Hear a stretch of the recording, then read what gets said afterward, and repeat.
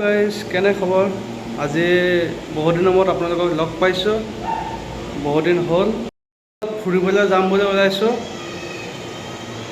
আজি আমি গৈ আছোঁ যমুনা নদী পাৰলৈ। যমুনা নদী পাৰ দেখুৱাম আপোনালোকক, আমিও চাম। ফাইনেলি আহি গ'লোঁ আমি যমুনা নদী পাৰলৈ। এইটো আপোনালোকক দেখুৱাই আছোঁ। বহুত বোকা, যমুনা নদী পাৰ বহুত বোকা, কিন্তু মেইন আপোনালোকক এটা কথা কৈছোঁ, যমুনা নদী পাৰলৈ বুলি কৈছোঁ, এইটো মানে যমুনা নদীৰ এটা নলাহে, মেইন নদীখন নহয়, ঠিক আছে। আপোনালোকক এতিয়া দেখুৱাই গৈ আছোঁ। পূৰা বোকা হৈ আছে। অলপ দিনৰ আগত ইমান পানী নাছিলে, পানী বাঢ়ি আকৌ কমি গ'ল। আমি গম নাপালোঁ, ভাবিছিলোঁ পানী বাঢ়োঁকেনে আহিম বুলি। এইয়া চাওক যমুনা নদী, এইয়া যমুনা নদী চাইডত দিল্লী যমুনা নদী।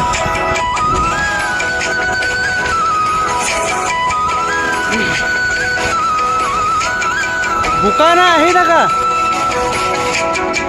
আমাৰ এইয়া আহিবলৈ পৰা নাই। দেখিছে নহয় ইমান বোকা, দেখিও ভাল লাগিছে, কিন্তু বোকা বেছি।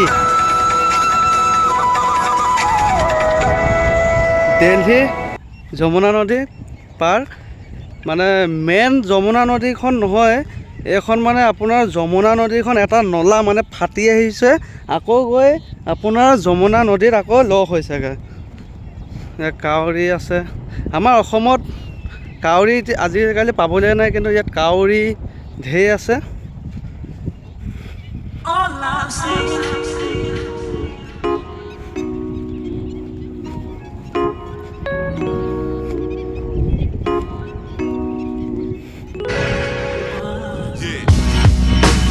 দেখিবলৈ ইমান ধুনীয়া লাগিছে, আপোনালোকে কমেণ্টত জনাব।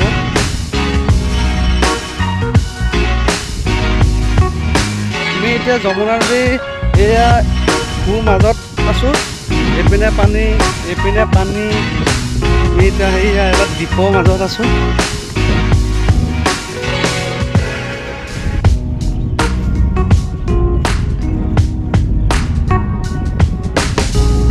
এয়া দেখিছে যমুনা নদী।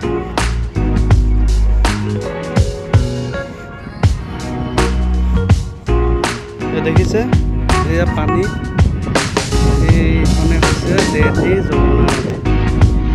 চাই লওক কিমান ধুনীয়া লাগিছে।